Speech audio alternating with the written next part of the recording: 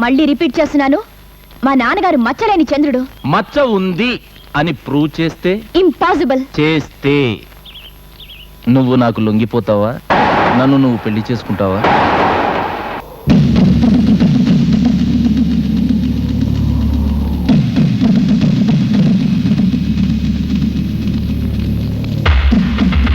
మా దొర తీర్పు కాదని అడుగు ముందుకేస్తే మర్డర్లు జరిగిపోతాయి. మాట్లాడవే, బతకాలం లేదా? ఇన్నాళ్లుగా దమ్మున్న మగాడు ఎదురు రాక మీ దొర ఆడింది ఆట, చెప్పింది వేదంగా చెల్లుబాటయింది.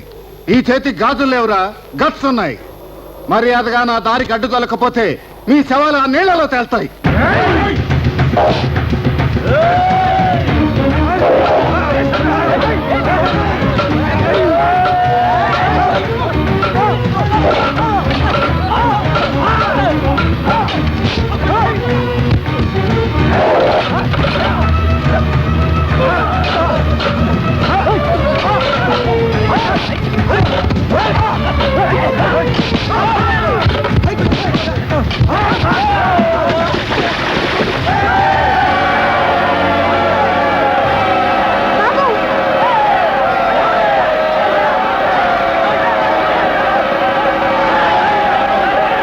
ఆగండి,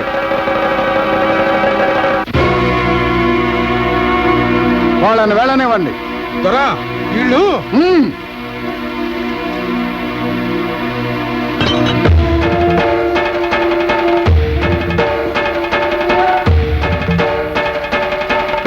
మీరు నిర్భయంగా వెళ్ళొచ్చు. ఈ దయాభిక్షలు ధర్మభిక్షలు మాకు అలవాట్లేదు. మీరు ఈ ఊళ్ళో ఉండమన్నారు, కాదని వెళ్ళబోయాను. ఇప్పుడు వెళ్ళమంటున్నారు, కాదని ఉండబోతున్నాను. మీ తీర్పు కోసం కాకపోయినా నా ధర్మం కోసం నారాయణ ఇంట్లోనే ఉంటాను. ఇన్నాళ్ళు నిద్రలేని రాత్రులు నా తల్లి గడిపింది. ఇప్పుడు మీ వంతు. హాయ్ స్వాతి, ఏంటి పాలు తాగుతున్నావు? ఏ తాకూడదా? మన క్యాంటీన్ లో టీ సూపర్ గా ఉంటుందిగా. నువ్వు తాగు. ఏ టీ కాఫీ నీకిష్టం లేదా? మా నాన్నగారికి ఇష్టం లేదు. మీ నాన్నగారికి ఇష్టం లేని పని ఏది నువ్వు చేయవా? ఏది చేయను. అంటే భయమా? భక్తి. ఆయనేమన్నా శ్రీరామచంద్రుడా? మచ్చలేని చంద్రుడు, నిప్పులాంటి మనిషి అని నువ్వు సపోర్ట్ చేయాల్సిందే. నీతి తప్పని మనిషి, తప్పు చేయని మగాడి ఈ ప్రపంచంలోనే లేడు. పెద్ద మనుషులు అనుకున్న వాళ్లే 420 కేసుల కింద అరెస్ట్ అవుతున్నారు. ఎవరినైనా కామెంట్ చేయి, కానీ మా నాన్నగారిని ఒక్క మాటన్నా నేను ఊరుకోను. మళ్ళీ రిపీట్ చేస్తున్నాను, మా నాన్నగారు మచ్చలేని చంద్రుడు. మచ్చ ఉంది అని ప్రూవ్ చేస్తే?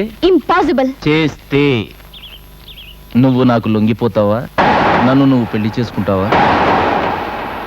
1 minute టైం ఇస్తున్నా. పందానికి ఒప్పుకుంటే పాల గ్లాస్ అలాగే వదిలేసి వెళ్ళిపో.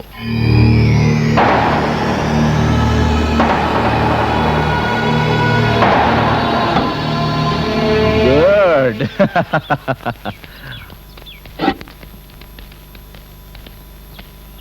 అదేంటి గురు, మగాడు ఎంగేజ్ చేసిన పాలు ఆడ తాగాలంటారు, నువ్వేంటి ఆపిల్ వదిలేసిన పాలు తాగుతున్నావు? నా లైఫే వెరైటీరా. ఏదో ఒక రోజు నేను వదిలేసిన పాలు దాని చేత తాగిస్తా.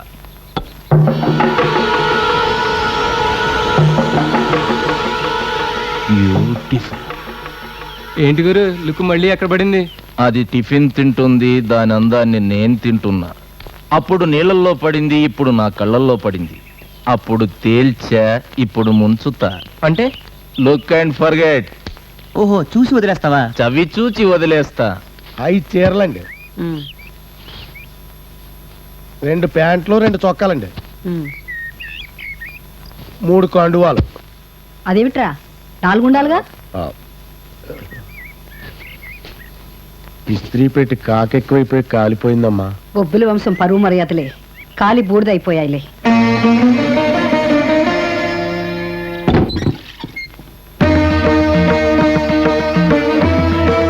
మంచినీళ్ళు తాగుతారా? నీకు నాకు ఏం సంబంధం ఉందని తాగమంటావు?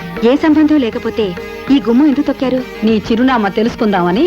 నా చిరునామా తెలుసుకుంటే నీ చిరునామా మారిపోతుంది. ఆహా, వీరబ్రహ్మం గారి తోడబుట్టిందానివా భవిష్యత్ చెప్తున్నావు? నా గతానికి మీ భవిష్యత్తుకి ముడిపడి ఉంది. నీ గతం అడగక్కర్లేదు, నిన్ననే ఊహించుకున్నాను. నీ కొడుకు రూపం చూసినప్పుడే నిర్ధారించుకున్నాను. న్యాయం చేయడానికి వచ్చారా? అన్యాయం చేయొద్దని చెప్పడానికి వచ్చాను. ఈ సీమలో తలదించుకుని ఎరగని వారు నా భర్త.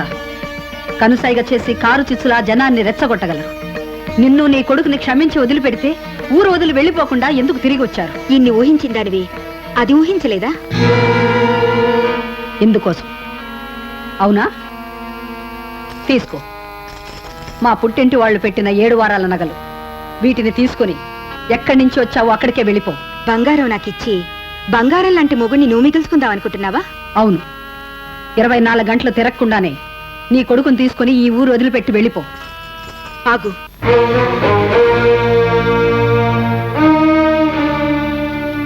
ఇది అగ్నిసాక్షికి మనసాక్షికి మధ్య జరుగుతున్న యుద్ధం. నీ భర్త దగ్గరికి వెళ్ళి నీ బదులు ఆయన్నే వచ్చి ఇదే మాట చెప్పమను. అప్పుడు ఈ ఊరే కాదు, నేను నా కొడుకు ఈ లోకమే వదిలి వెళ్ళిపోతాం.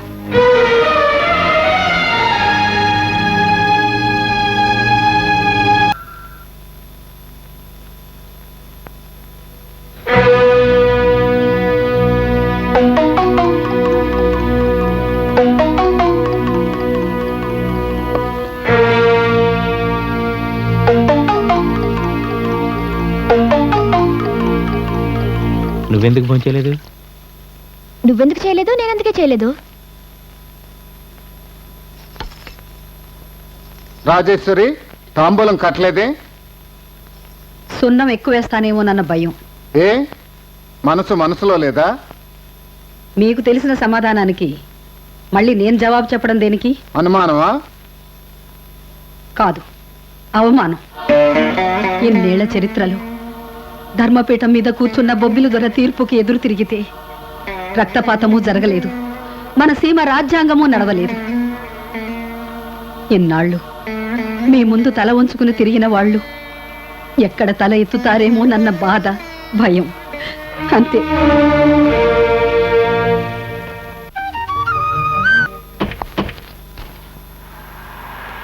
నిమ్మగడ్డ మీ సిస్టర్ అయ్యా. సిస్టర్ సినిమా పోస్టరా? ఎంత కాదనుకున్నా మీ బావగారికి సెకండ్ సెటప్, నీకు చిన్న సిస్టర్. కుటుంబాలు కోల్చడానికే పుట్టుకొస్తారు ఈ తాళి కట్టని పెళ్ళాలు. పెళ్ళైన మగాళ్ళని పట్టడం కూడా ఒక ఆర్టేనయ్యా. ఆ పట్టు అందరికి తెలీదు, ఎక్కడో కసుక్కు నొక్కేస్తారు అంతే. ఎంత మగాడేసరా ఫటాఫట్. ఆడుకూతున్నట్ట ఆడిపోసుకుంటే పచ్చవాతం వచ్చి నోరు పడిపోద్దండి. ఏట్రోయ్ నోరు పైకి లేస్తుంది. ఎరా మొన్న బల్ల కట్టకాడ కూడా ఆవిడ కొడుకుతో జత కట్టావట. ఏయ్ వాళ్ళిద్దరికి నువ్వే మీడియేటర్ అంటగా? అంటే ఏంటండి? అంటే బ్రోకరింగ్. అయ్యి బాబోయ్, సత్యప్రమాణకంగా నాకేం తెలదండి. రేయ్ మూటలు మోయి, మాటలు మోసావా మీ శవాన్ని మేము మోస్తాం. అంటే ఇదిగా నా చెల్లెడు కాపురానికి ఏమైనా జరిగిందో ఒక్క శాల్తి కూడా మిగలదు.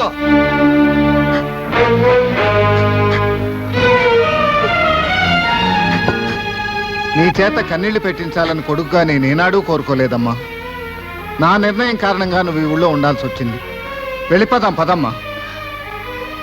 అసలేం జరిగిందో తెలుసుకోవాలని లేదా బాబు? అమ్మా ఆకలిస్తోంది, అన్నం పెట్టని. ఏ బిడ్డైనా తల్లిని అడగొచ్చు గాని అమ్మా మా నాన్నెవరని ఏ కొడుకైనా తల్లిని అడగలడా అమ్మా? నీ అవమానాన్ని తప్పించి అభిమానాన్ని కాపాడగలనుకుంటే చెప్పు. బొబ్బిలి దొరను ఆ రోజు ఆయన ఇంటి దగ్గర ఎందుకు నిలదీశావు? నన్ను మోసం చేసినందుకు ఎన్నాళ్ళైనా ఆయన చేసిన తప్పు చెరిగిపోదు. ఈరోజు ధర్మపీఠం మీద దొరలా కూర్చుని తీర్పులు చెబుతున్న ఆ పెద్ద మనిషి ఒకనాడు జీవితం అంటే ప్రేమేనని భాషం చెప్పారు.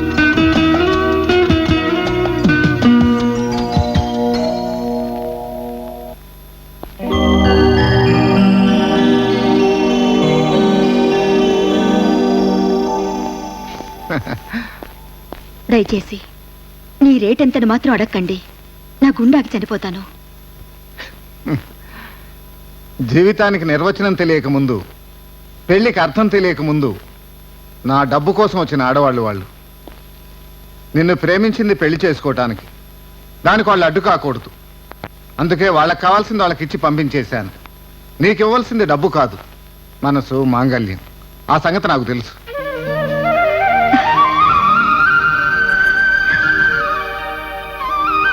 ప్రాయశ్చిత్తాన్ని మించిన తీర్పు లేదు, పరివర్తనను మించిన మార్పు లేదు. భయపడకు. దొంగచాటుగా నేను పెళ్లి చేసుకోను, దొరలాగే పెళ్లి చేసుకుంటాను. పెళ్లి కబురు కోసం ఎదురు చూస్తూ ఉండు.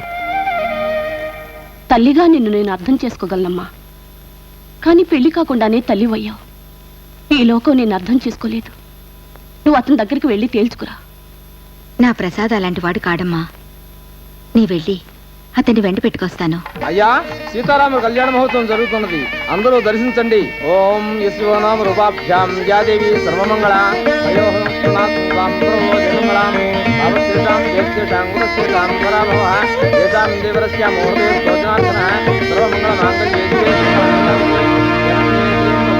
నారాయణ నమోస్తుతే.